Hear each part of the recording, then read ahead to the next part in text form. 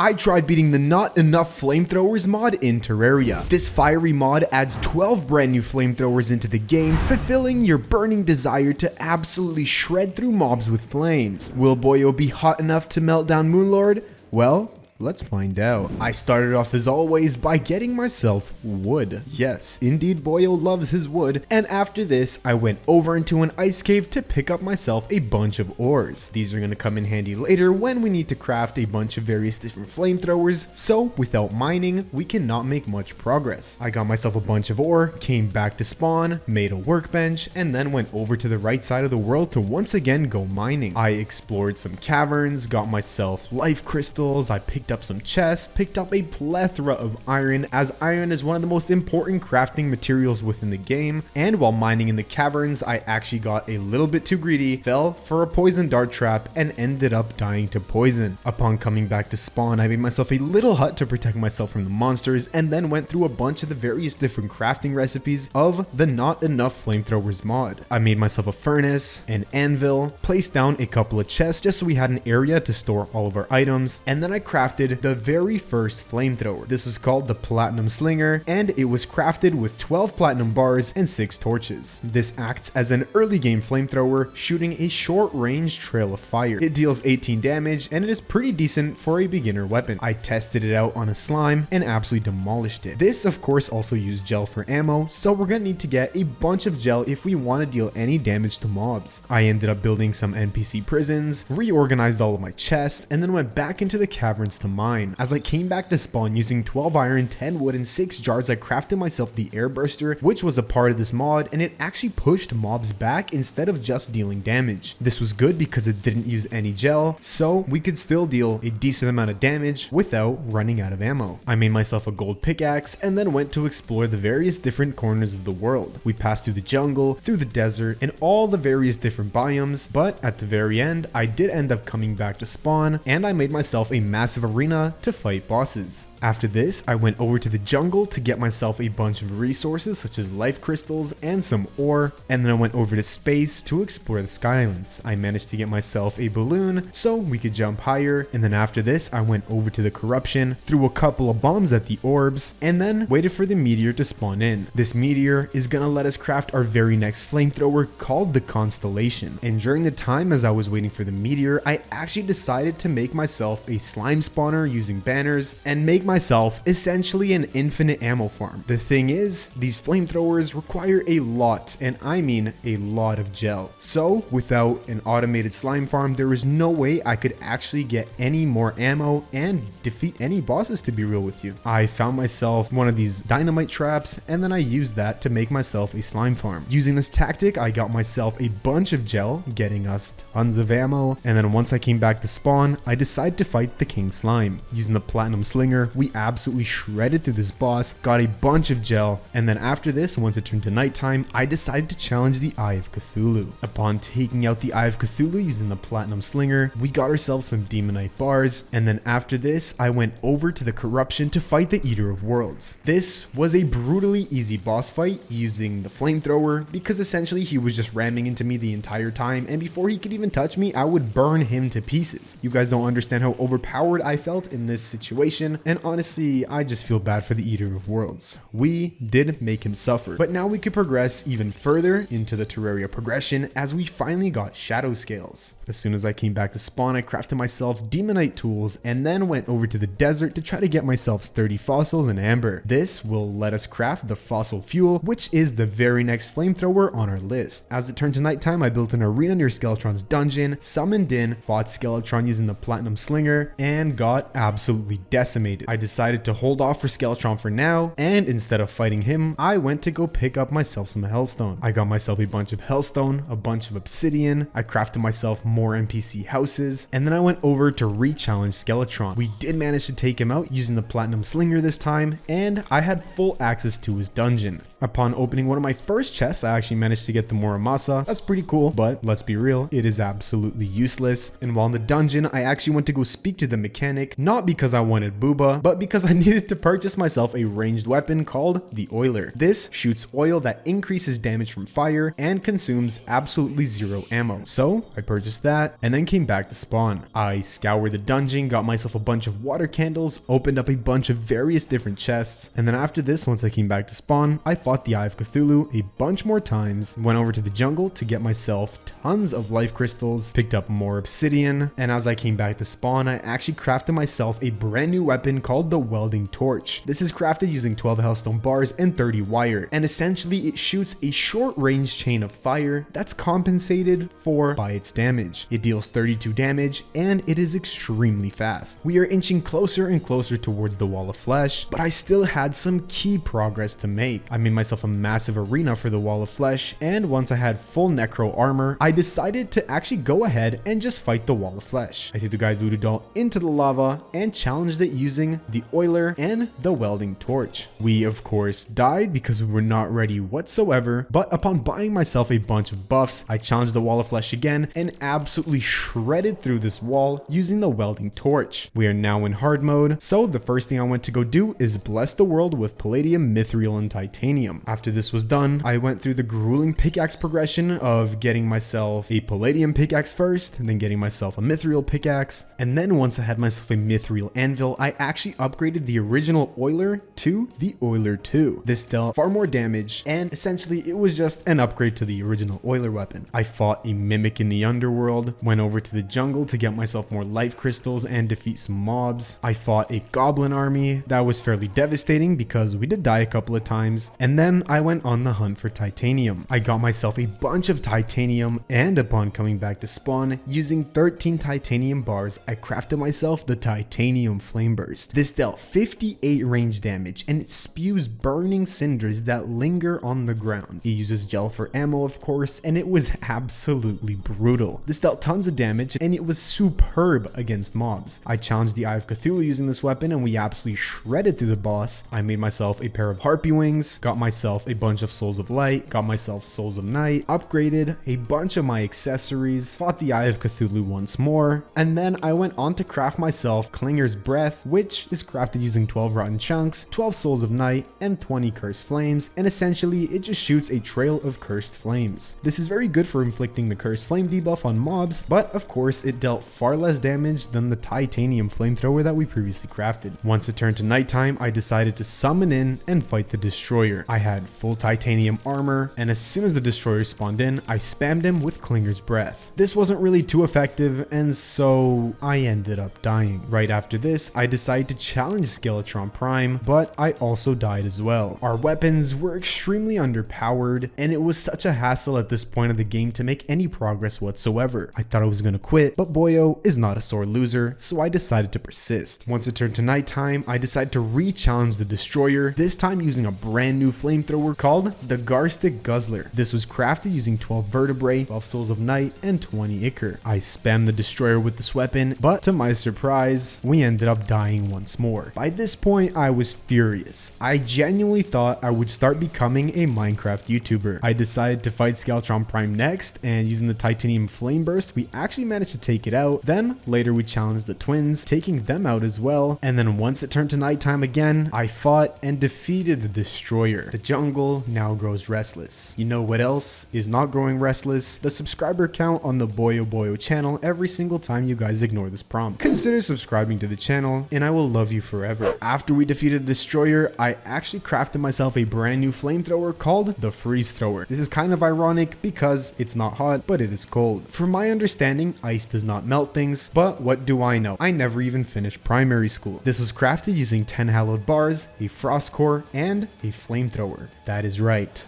a Flamethrower. It deals 27 damage, and it is identical to the Flamethrower, but it inflicts the frost burn instead of normal fire. So in essence, it is absolutely useless, but it looks pretty cool. I made myself the pickaxe axe, and then right after this, I went over to farm out some chlorophyte in the jungle. I tried to find myself Plantera's bulb, and we did manage to find it relatively quickly, so I built myself an arena and then tried to challenge Plantera. Of course, being underpowered, as I always am, I got absolutely decimated, and I mean destroyed Boyos. I'd made no progress towards this boss, and we took a fat L. I went to re-challenge Plantera again, this time with many more buffs, and we actually managed to take her out. We now had access to Golem's temple, so I headed straight for his temple, made myself an arena, and then summoned him in. Before we could even take out 25% of his health, we got absolutely demolished. That is right, Boio got demolished by Golem. As I came back to spawn, I actually had enough mushrooms and chlorophyte bars to craft myself full shroomite armor, so that is exactly what I did, and then I came back to Golem's temple to refight Golem. This time I was using the pest control, which was a flamethrower dropped by Plantera, and it was actually really powerful. It dealt 52 damage, and it spews a cone of toxic gas which confuses and poisons enemies. We made decent progress with Golem, but before we could kill him, I actually ended up dying, and upon coming back to spawn, we started the Pumpkin Moon event. Upon finishing the Pumpkin Moon, we could craft ourselves a brand